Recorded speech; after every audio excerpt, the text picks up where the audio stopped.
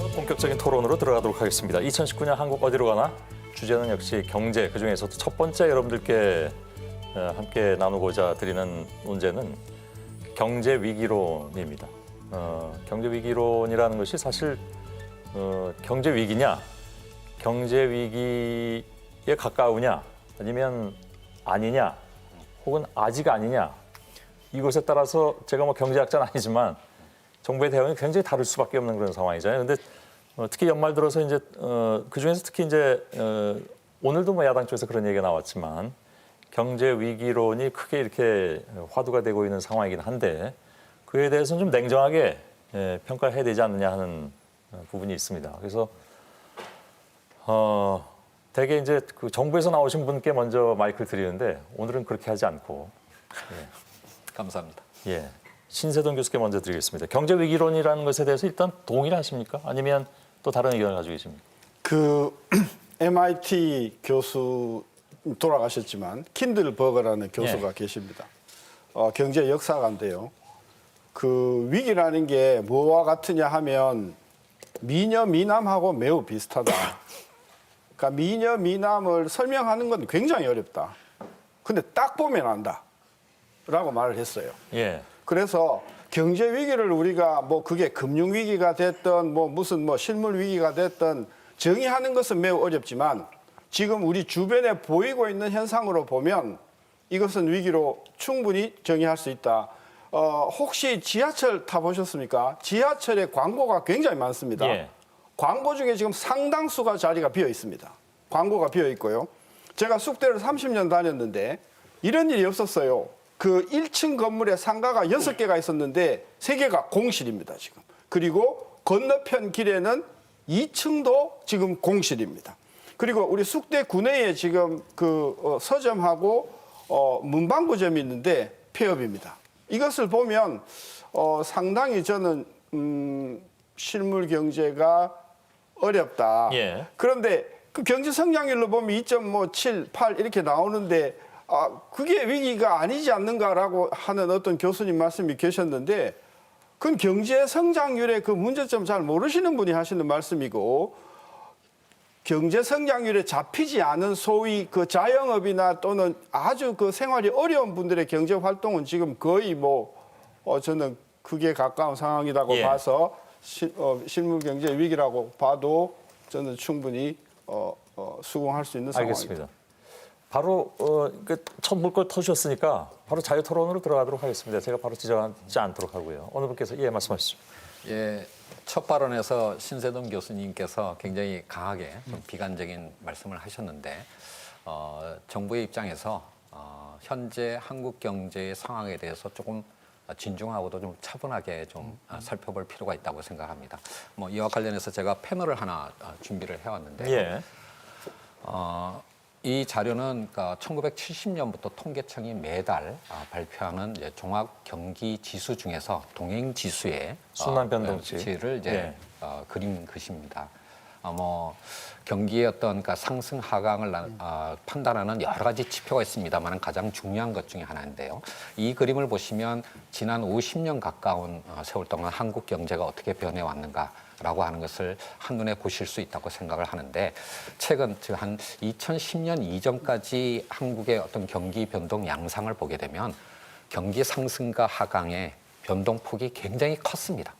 그만큼 한국 경제가 불안했다라고 할 수도 있겠고요. 또 한편으로는 하강 이후에 급격하게 V자 반등을 하는 즉 한국 경제가 굉장히 다이내믹하게 역동적으로 성장해왔다라고 하는 것을 볼 수가 있는데 최근에 오게 되면 그 양상이 굉장히 많이 변했습니다. 특히 2011년 남유럽 재정위기 이후를 보게 된다면 통계청이 지금까지 한 8년 동안 경기 정점과 저점을 판별하지 못할 정도로 사실 경기 변동이 굉장히 진폭이 작아진 그런 모습을 보이고 있고요. 그래프상에 좀 그게 나타나긴 하네요. 예, 그렇습니다. 이제 이것을 보면서 이 다이내믹 코리아라고 하는 과거 한국의 별명이 사라지고 한국 경제의 역동성이 없어진 것이 아닌가. 특히 철강이나 조선이나 자동차와 같은 주력 업종의 경쟁력이 흔들리고 있고 그것을 대신할 수 있는 어떤 새로운 성장 동력이 나타나고 있지 않다라고 우려하는 분들이 많습니다. 예. 그런 의미에서 한국 경제가 어렵고 또 위기라는 어떤 상시적인 표현을 쓴다면 정부의 인식도 그것과는 크게 다르지 않습니다. 그러한 의미에서 3대 축 중의 하나로서 혁신성장이라고 하는 것을 추진하고 있는 것이고요. 또 하나 주목해서 보실 부분은 뭐냐면 최근에 나타나는 양상인데 작년 한 4월 이후부터 지금까지 8개월 연속 이 동행지수 순환 변동치가 계속 하락하고 있습니다. 아직 통계청이 공식적으로 판단을 하지는 않았습니다만은 경기가 침체 국면으로 들어간 것이 아닌가라고 하는 우려들을 많이 하고 있고요. 특히 이제 이런 부분이 자영업자나 어르신과 같은 우리 사회의 어떤 취약계층에 특히 어려움을 가중시키는 상황이 되었다라는 의미에서 분명히 어렵고 이 부분에 관해서 정부는 매우 엄정하게 생각하고 있습니다. 이것을 역시 또 상식적인 의미의 위기라고 생각하신다면 이 부분에 관해서도 정부의 인식이 크게 다르지는 않습니다. 다만 이런 어떤 최근의 한국 경제의 현실을 70년대의 어떤 두 차례의 어떤 석유 파동이나 또는 97년 외환위기, 2008년의 글로벌 금융위기와 같은 의미의 경제의 시스템이 붕괴된다는 의미의 좁은 의미의 경제학에서 흔히 사용하는 위기로 볼 수 있느냐라고 하는 것에 대해서는 아직까지는 좀 성급하고 조금 더 신중할 필요가 있다라고 생각을 하고 있는 것이 정부의 어떤 공식적인 입니다. 물론 정부가 이런 어떤 경제 현실의 어려움에 대해서 굉장히 엄중하게 생각하고 있는 것은 사실이고요. 특히 2019년 경제정책의 방향은 바로 이런 어려움을 덜기 위해서 경제 활력을 제고하는 데 방점을 두고 있는 것은 예. 사실이지만 이 경제 위기라고 하는 것이 너무나 과장되고 왜곡되면서 더 나아가서 경제정책의 기조를 과거로 되돌리고자 하는 그런 의도라면 이 부분은 매우 주의 깊게 봐야 된다라고 생각을 합니다. 예. 그럼 오늘 토론에서 하신 말씀을 다 하신 것 같은 느낌도. 예, 뭐 앞으로도 드릴 말씀이 많습니다. 좋습니다. 예.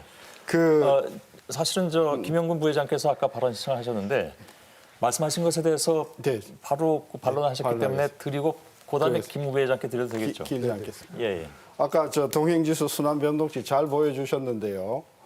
혹시 연속 지금 8개월 아닙니까? 네, 그렇습니다. 아마 12월까지 하면 연속 9개월 됩니다. 뭐 아직 12일치는 안 나왔습니다. 예.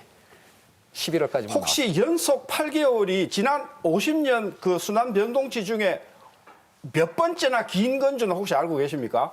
아마 유례가 없을 거라고 생각을 합니다. 왜냐하면 제일 길었던 게 12개월입니다. 12개월 길었던 게 97년 우리 IMF 때입니다. 맞습니다. 예. 두 번째가 9개월입니다. 9개월 길었던 게 71년에 한 번 있었고 84년에 한 번 있었습니다.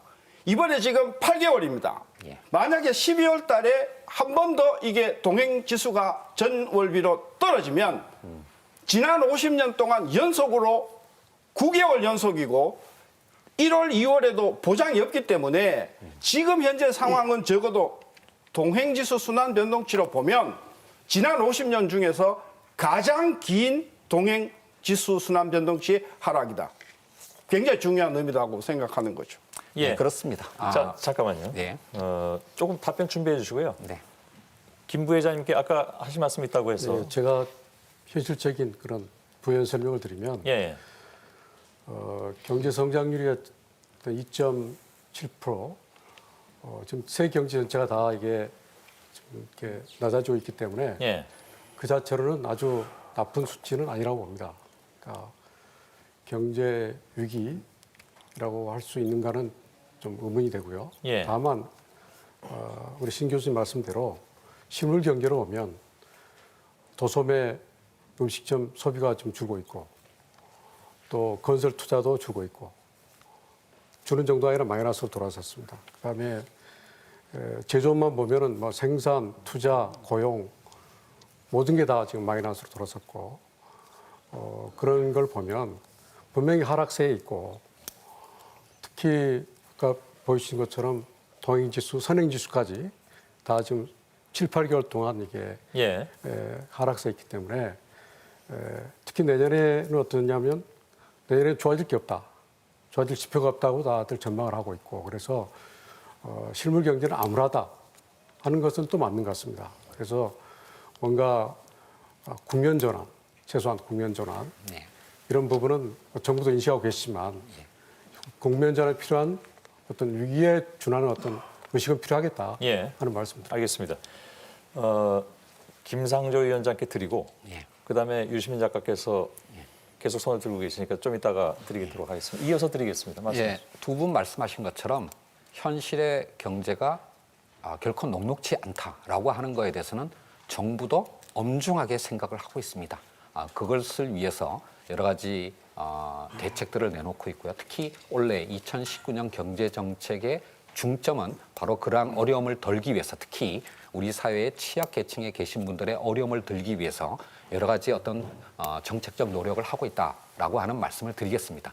제가 한국 경제가 녹록지 않다라고 하는 것을 부정하고 있는 것이 아닙니다. 정부도 이거에 대해서 엄중하게 생각을 하고 있는데 다만 이 경제 위기론이라고 하는 것이 단순히 객관적인 팩트만을 지적하는 것이 아니라 이미 나가야 할 어떤 정책 방향까지 함축하고 있다고 볼 수가 있는데 혹시나 이것이 경제 정책의 어떤 방향을 특히 문재인 정부가 경제 패러다임의 전환을 위해서 노력하고 있는 이 와중에 경제 정책의 기조를 전환하거나 특히 과거로 회귀하려고 하는 어떤 그런 의도의 정부 비판이 아닌가라고 예. 하는 거에 대해서는 유의할 필요가 있다라고 하는 것을 강조해서 말씀드리는 알겠습니다. 것입니다. 유 작가께 드리겠습니다.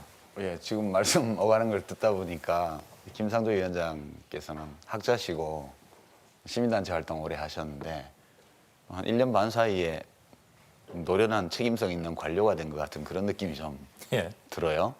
예전에는 말이 안 저랬는데 그래서 예전 김상조 위원장이 시민운동 하던 학자 시절에 말한 그 분위기로 제가 한번 얘기를 해볼게요.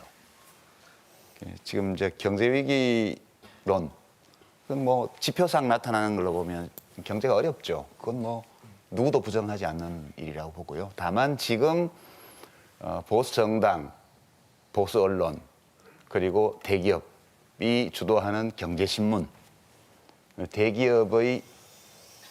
대기업을 광고주로 하고 있는 언론의 경제면 기사 여기서 퍼뜨리고 있는 경제 위기론은 사실에 의거해서 이론적으로 뭘 규명하고 있다기보다는 기존의 기득권층의 이익을 해치거나 또는 해치고 있지 않지만 혹시 해칠지도 모른다는 가능성이 있는 정책에 대해서 그걸 이제 막아버리려는 시도라고 저는 봐요. 그러니까 좀 심하게 표현하면 우리나라 보수 기득권층의 이념 동맹 또는 이해 동맹, 이익 동맹 이것이 지금 문재인 정부의 경제 정책을 이명박 정부, 박근혜 정부 시절과 똑같은 것으로 돌려놓기 위해서 하는 작업이라고 저는 봐요.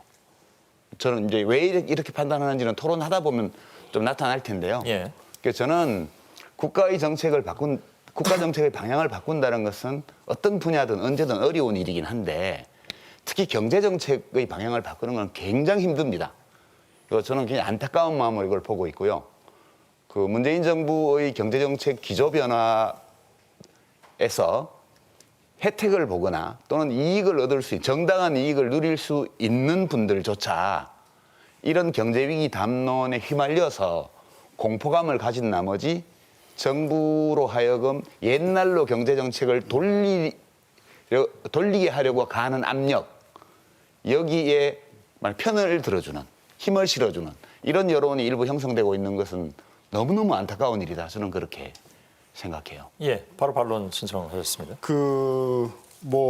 과거 회기를 이야기한 적도 없고, 그 다음에 저는 보수 대기업이 뭔지도 모르는 사람이고, 기득권 방어라는 말은 저 더 모르는 사람인데, 그것은 35년 학자에 대한 저는 굉장한 인권 모욕이라고 생각합니다. 제가 이야기하는 것은 한국 경제를 걱정하는 사람으로서 제가 한 10년 전에 어떤 계기가 있어서 이명박 대통령이 박근혜하고 만나고 나오면서 민생을 이야기를 하더라고요. 그래서 정치인들이 민생을 이야기하는데 그 민생이 도대체 뭐냐? 손에 잡히질 않는다. 그 판단을 하고 제가 민생지수를 국가미래연구원하고 개발을 했습니다. 그래서 민생지수라는 것을 지금 내고 있습니다. 이 민생지수 안에 들어가는 것은 어떤 내용이냐면 고용률, 상용자의 비중, 실질 소득 증가율, 실질 주가 이런 긍정적인 요소하고 식료품비, 교육비라든지 이런 비용의 마이너스 요인을 정확하게 50대 50에서 한 건데요. 제가 이걸 보여드리겠습니다. 이게 보여드리는데요. 이게 지금 자료는 2001년서부터 자료를 만들었지만 지금 보면 노무현 정부 때가 평균이 얼마가 나왔냐 하면 101.5일이고요. 그다음에 이명박 정부 들어와 가지고는 처음에 굉장히 2008년 9년 그것 때문에 안 좋았다가 계속해서 쭉 올라가다가 후반기 들어와서 계속 내려갔고요. 박근혜 정부 들어와 가지고는 계속해서 지금 이 민생 지수가 떨어졌고 문재인 정부 들어와 가지고는 그보다 더 떨어져 가지고 가장 최근 수치가 얼마냐면 이 분기 자료인데요. 91.33입니다. 이것은 역대 어떤 정부보다도 민생 지수가 나쁘다는 것을 과학적으로 통계적으로 보여주는 겁니다. 제가 이걸 가지고 위기라고 하는 것이지 제가 보수 대기업이나 또는 기득권을 방해할 생각은 전혀 없고요. 그다음에 아까 우리 김상조 의원께서 과거 회기를 저 과거 회기 이야기하지 않습니다. 나중에 나오는 말씀을 보면 알겠지만 이렇게 가면 안 된다 하는 것을 우리가 보여주기 위해서 저는 이 자리에 나왔지 저는 제가 무슨 보수 대기업이나 과거 회기나 기득권 방어를 위해서 위기를 이야기한다고 하는 것은 굉장한 저는 그 왜곡이라고 생각합니다. 제가 예, 먼저 좀 유 작가께 드려야 될 것 같습니다. 아니 네. 우리 신 교수님께서 혹시 제가 신 교수님을 개인적으로 그렇게 공격하는 걸로 받아들이셨다면 죄송하고요. 제가 표현이 좀 잘못 전달된 것 같아요. 근데 제 말씀 취지는 바꿀 생각이 없어요. 왜냐하면 우리가 지금 시민들이 만나는 경제 뉴스를 누가 만드냐를 한번 보시면요. 대부분 경제신문의 기사더라고요. 그다음에 일반 언론의 경제면 기사, 방송 포함해가지고요. 근데 이 경제 담론을 주도하는 그 분들이 다 그것이 이게 옳지 않지만 내 이익 때문에 이렇게 거짓말을 한다 이렇게 생각지 않아요. 그분들이 만나는 사람, 그분들의 삶의 터전, 그분들이 공부한 거, 평소에 주고받는 정보 이런 것들이 편향되어 있기 때문에 이것이 사실이라고 믿고 얘기를 하는 거예요. 저는 이제 그렇게 우선 일단 말씀을 드리고요. 그다음에 이렇게 민생지수 말씀을 하셨는데 지금 돌이켜 보면 이 경제위기론이 굉장히 심했던 때가 사실은 노무현 정부 때예요. 노무현 정부 때. 몇 년이죠? 그 2004년도부터 시작해서 2007년까지 엄청나게 심했죠. 뭐 심지어 경포대라고 그랬습니다. 대통령을 경제 포기한 대통령이라고. 예. 이제 그러고 정권이 넘어갔어요. 그러니까 저는 지금 이제 이따 우리가 하나씩 데이터를 보면서 저는 논증할 건데요. 실제로 지금 우리 시민들이 만나시는 거의 모든 경제 뉴스들이 중립적이거나 또는 객관적인 것이 아니고 심각하게 이해관계가 오염되어 있는 경제 뉴스라고 저는 봐요. 그리고 이런 보도 때문에 만약 뭐 이 정부의 정책이 소득주도 성장이나 혁신 성장이나 또 가미해서 이 중위소득 이하의 소득계층에 속하는 시민들의 삶을 개선하려고 하는 이 모든 시도들이 최저임금 포함했어요. 다 좌절된다면 그러면 지난번 정권 교체는 적어도 경제정책 면에서는 의미가 없게 될 것이다. 저는 그렇게 되게 하여튼 불안한 마음으로 보고 있어요. 예. 잠깐만 제가 질문 하나만 좀 하면서 이어갔으면 좋겠습니다. 이 상황이 오염됐다거나 아니면 뭐 왜곡됐다거나 아니면 위기론이 좀 과장돼 있다거나 한다면 어느 지점에서 그러니까 어느 부분에서 그런 것을 느끼셨습니까? 왜냐하면 양쪽에서 이렇게 말씀을 하고 계신데 유 작가께서 그 부분을 계속 지적을 하고 계시기 때문에 그거에 대한 말씀을 듣고 넘어가는 것이 우선 오늘 뭐 대통령의 긴급 재정명령권을 발동해라 이런 요구요. 그 전형적이고요. 그거는 이제 시민들의 마음속에 불안감을 증폭시키려고 하는 정치 공세거든요. 예. 그다음에 이렇게 특히 최저임금 인상이라든가 이 비정규직에 대한 규제를 강화하는 문제 이런 걸 둘러싸고 기업이 다 망한다. 그다음에 이제 자영업 데이터 같은 거요. 예. 80%가 망했다. 이게 사실 지난 15년, 20년 통계를 보면 창업 대비 폐업의 비율이 늘 80% 내외예요. 이런 식으로 데이터들을 임의적으로 해석해가지고 지금 현재 정부 이 모든 지표상의 여러 가지 어려움이 잘못된 정부의 정책이 원인인 것처럼 예. 지금 사실 우리 뭐가 원인인지 잘 몰라요. 솔직히. 이 경제학자들이 아는 것이 많지만 모르는 것도 무지하게 많습니다. 그래서 우리가 확실히 우리가 알고 있는 것과 우리가 확실히 알지 못하는 것을 구분해가면서 얘기를 해야 되는데 예. 일반 언론에서 전해지는 경제 뉴스는 경제 전문가들이나 경제학자들이 얘기하는 것과 많이 다릅니다. 그래서 저는 시민들이 우선 이런 식의 제가 그래서 이걸 오염된 보도라고 그러는데요. 예. 이런 데 현혹되지 마시고 어떤 데이터가 나쁜 게 있으면 이렇게 나쁜 데이터가 나오게 된 경제 불황의 원인이 어디에 있는지에 대한 논의를 좀 더 차분하게 알겠습니다. 해볼 필요가 있다고. 뭐 오늘 그런 논의가 이어질 예. 수도 있겠죠. 김영훈 부회장께서 말씀해 주시죠. 예, 그 유시민 이사장께서 말씀하신 부분에 대해서 저희들은 물론 기업의 입장에서 얘기를 합니다. 기업의 입장이 마치 기업만의 어떤 이득권이나 기존의 논리를 하기 위해서 하는 건 아니라는 거죠. 우리 경제 현상을 놓고 분명히 기업이 하나의 경제 주체로서 대한민국 발전을 위해서 기여하고 노력하는 부분도 있기 때문에 그 부분에서 어떤 어려움이 있고 부담이 가중되고 국제 경쟁력에서 다른 나라에 비해서 우리가 어려워짐을 느끼고 있기 때문에 그런 부분에 대한 애로를 해소하는 거고 또 정책에 대해서 좀 더 국제 경쟁에서 이왕이면 우리 기업들이 미국 기업을 이겨야 되고 일본 기업을 이겨야 되니까 그런 부분에 대해서 제가 얘기를 하는 거지 이념적이고 이런 건 아니라고 봅니다. 그래서 너무 모든 문제 제기를 한쪽으로 그렇게 하면 좀 토론이 어려워져서 예. 일단 그 자체를 경제 주체로서 당연히 관심을 가지고 잘해보자는 의미에서 제기하는 거라고 이해해 주시면 좋겠습니다. 예, 알겠습니다. 김상조 위원장께 드릴게요. 예, 제가 어쩌다 공무원 502 된 지가 한 1년 반 정도 됐습니다. 제 임기의 한 절반 정도가 지났는데요. 그 전까지 뭐 신세돈 교수님도 참여를 하셨지만 김강두 부의장과 제가 이른바 개혁적 보수와 합리적 진보의 토론이라는 프로를 한 2년 가까이 운영한 적이 있었습니다.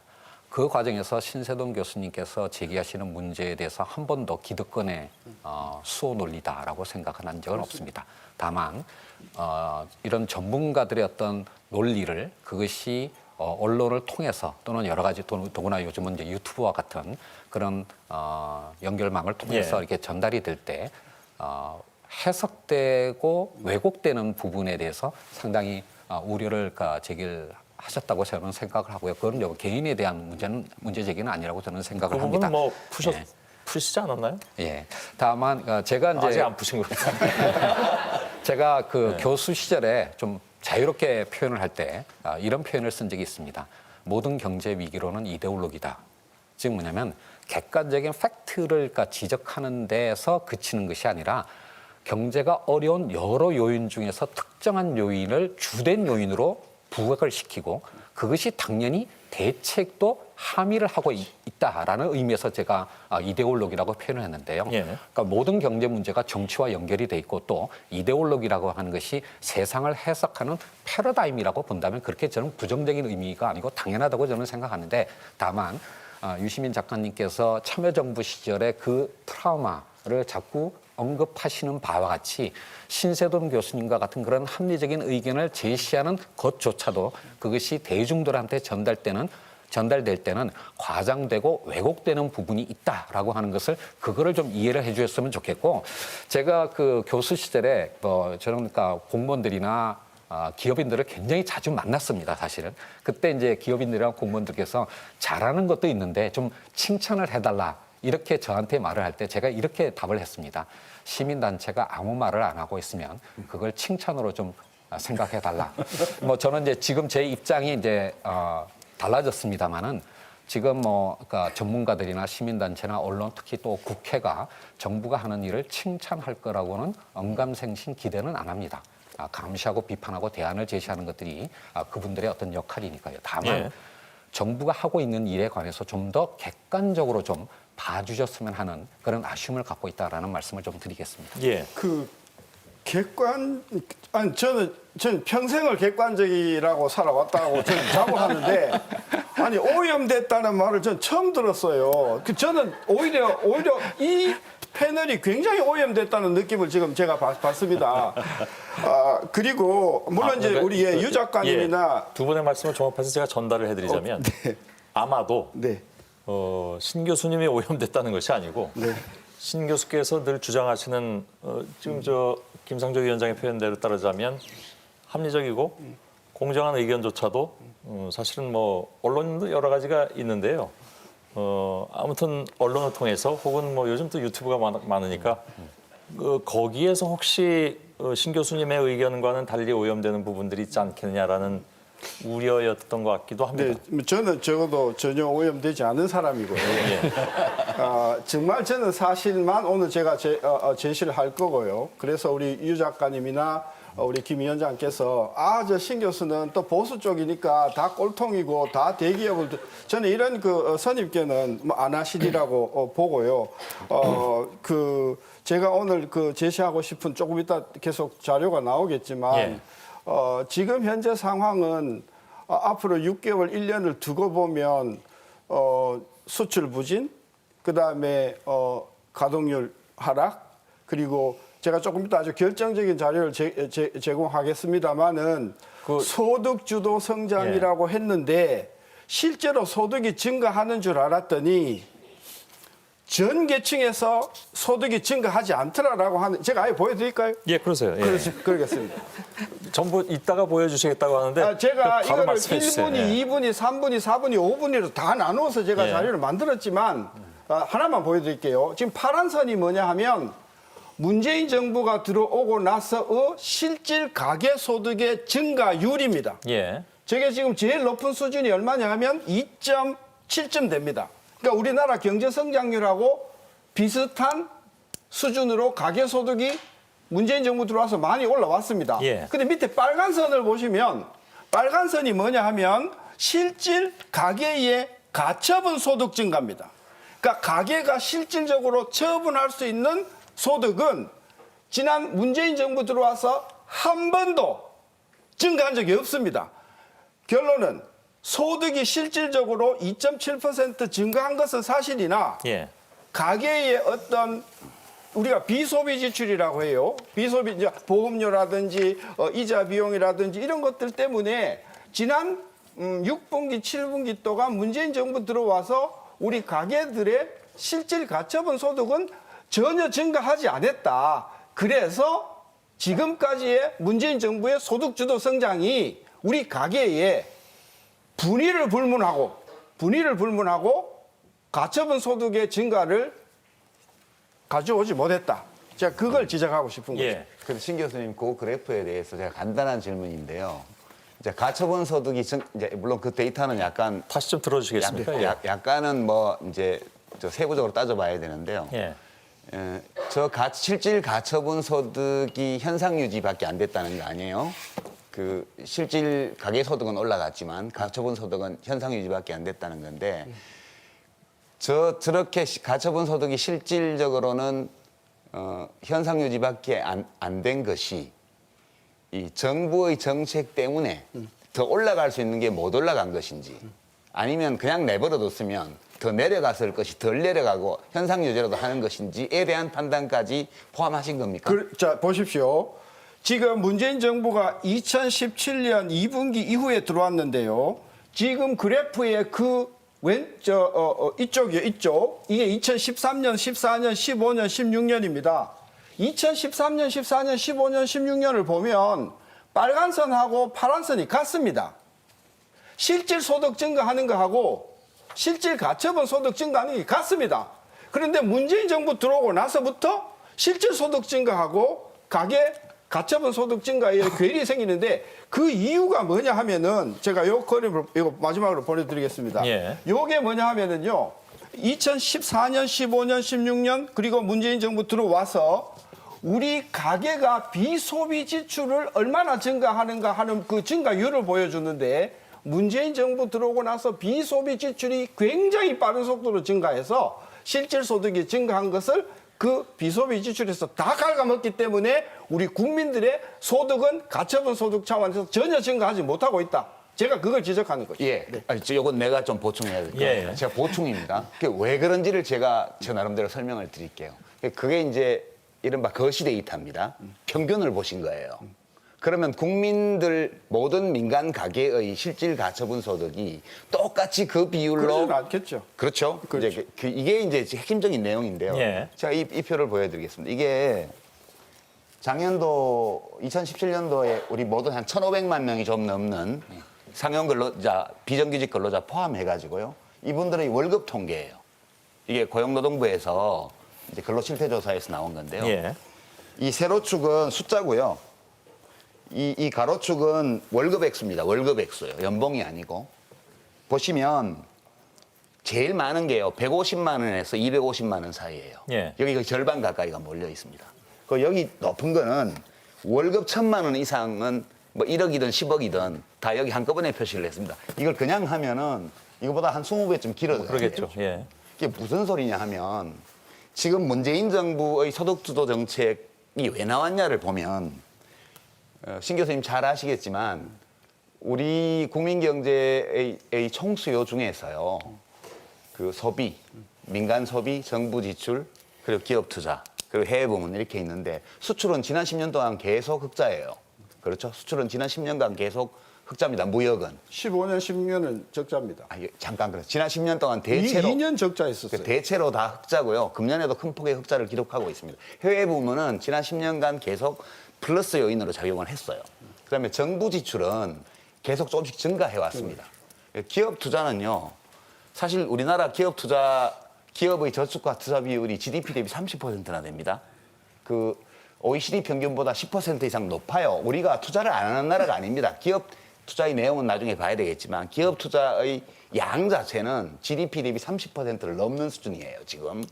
근데 문제는 어딨냐 하면 소비가 GDP 창출에서 기여하는 것이 70%가 안 되잖아요. 그렇죠. 68% 되나요? 그 정도 될 겁니다. 이게 일반적으로 OECD 평균보다 10% 정도 낮아요. 예. 이유가 뭐냐? 그러니까 우리의 이 만성적인 불황의 주요한 원인 중에 하나가 아니면 제일 큰 원인이 내수 부진이고 이게 민간 가계의 소비라는 것은 기본적으로 소득의 함수 아니에요. 그렇죠. 소득이 증가하면 소비 증가합니다. 근데 소비 여력이 없는 거예요. 없는 이유가 이 근로자들을 보면 근로소득이 이렇게 150만 원에서 250만 원 사이에 반 이상, 반 가까이가 몰려 있고요. 그리고 격차가 쫙 벌어져 있습니다. 중산층이 여기인데 여기가 빈약해요. 그러니까 소비 여력이 없는 거예요. 예. 그래서 이분들을 이 그래프를 오른쪽으로 좀 이동시키는 거. 이동시키면 지금 여러 데이터 아시겠지만 고소득층과 중위소득층과 저소득층은 100만 원의 추가 소득이 발생했을 때 그걸 소비에 지출하는 비중이 큰 차이가 있습니다. 그러니까 저소득층은 거의 80% 한계 소비 성향이 예. 나오고요. 위로 올라갈수록 줄어들어서 고소득층은 새로 발생한 소득의 30% 미만밖에 소비하지 않습니다. 그래서 이 만성적 불황에서 탈출하기 위해서는 민간 가계의 소비 능력을 키워줘야 되고 소비 능력을 키우려면 가처분 소득을 증가시켜야 되는데 시장 소득 분배가 이렇게 이게요 그냥 정액급여가 아니고요 기본급여가 잔업 그러니까 연장근로 그다음에 보너스 상여금 그다음에 복리후생비 다 포함한 총급여예요. 그러니까 이것을 조금이라도 오른쪽으로 이동시켜줘야만 이 가계의 소비 능력이 커진다. 이게 첫 번째고요. 두 번째는 이건 근로소득인데요. 이제 종합소득세 신고자들을 보면 그래프가 거의 비슷합니다. 절반 가까이가 면세점 이하예요. 예. 이 그래프하고 거의 일치하고요. 그다음에 자산소득하고 이자소득을 보면요. 최상위 10%가요. 90% 이상을 다 가져가요. 근데 실효세율은 15%가 안 돼요, 지금. 지금 우리 사회가 민간 가계의 소비 능력이 너무 없기 때문에 수출을 아무리 많이 하고 무역 흑자를 아무리 내고 정부 지출을 조금씩 노력해서 증가시키고 기업 투자가 30% 수준이 넘기 때문에 더 이상 늘어날 수가 없어요. 그래서 이 만성적 불황에서 벗어나기 위해서는 민간 가계의 소비 능력을 진작함으로써 내수를 키우겠다는 구상이에요. 성장 전략으로 보면.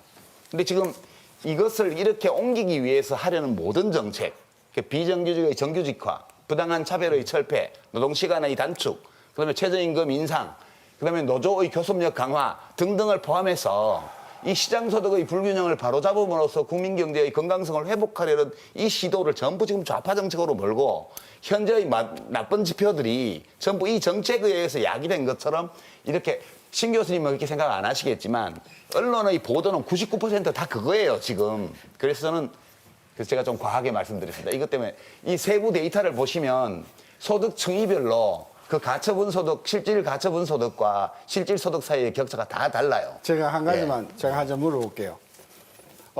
작년 금년에 문재인 정부가 소위 복지나 이쪽으로 투입하는 재원이 170조 이상 넘죠.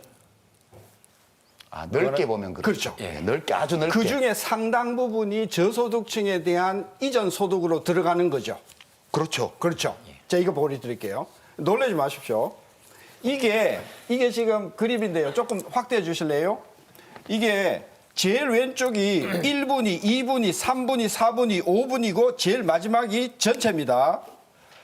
근로자 외 가구라는 게 있어요. 예. 전체 그 가계의 한 40% 조금 넘어요. 이분들은 사업소득이 근로소득보다 훨씬 많은 분들입니다. 보세요. 그럼 잃어버리시고요.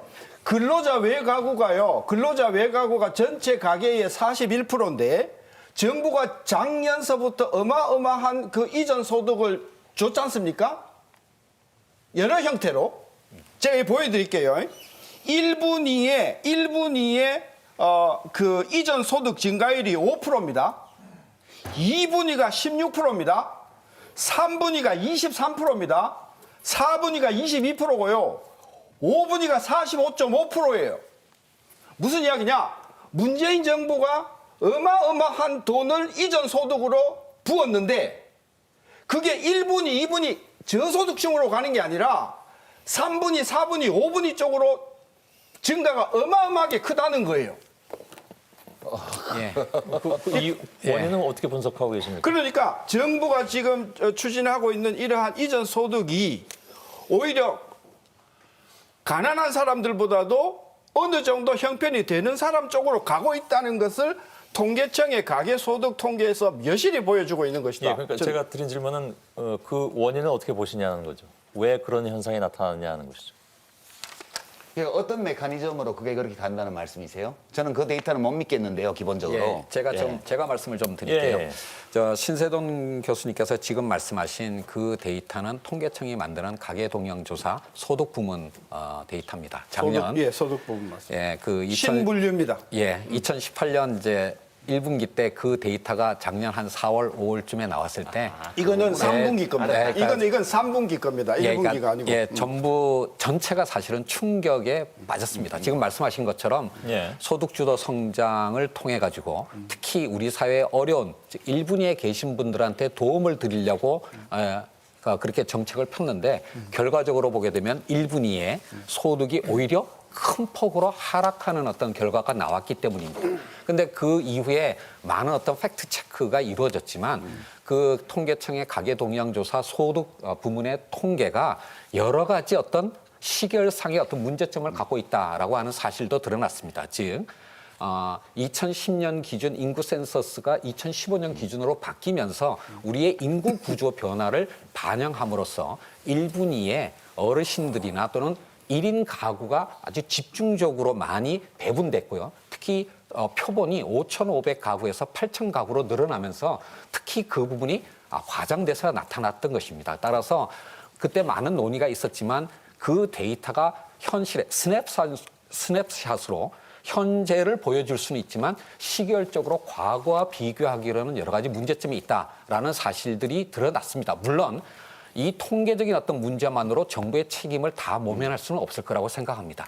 그 이후에 정부가 많은 부분에 대해서 반성도 하고요. 특히 일본에 계신 우리 사회의 취약계층에게 도움을 드리기 위해서 여러 가지 어떤 보완 대책들도 마련하고 있습니다.